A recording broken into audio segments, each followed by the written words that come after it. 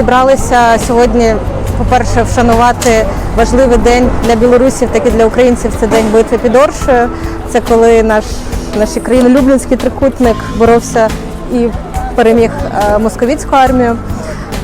Це такий поважний привід для зборів, але більш приближений до сучасності подія – це ми зібралися вшанувати загиблого побратима Миколу Ілліна, білоруса, який воював за Україну, який був парамедиком на фронті російсько-української війни.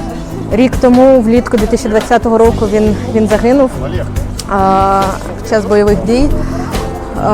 І ми вирішили на роковини його загибелі додати ім'я Миколи до цього пам'ятника, який вшановує загиблих білорусів.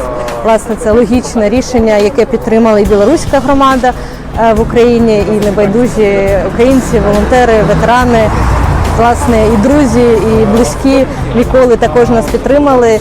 І сьогодні, 8 вересня, відкриваємо цей оновлений реставрований пам'ятник вже разом з фотографією та іменем Миколи.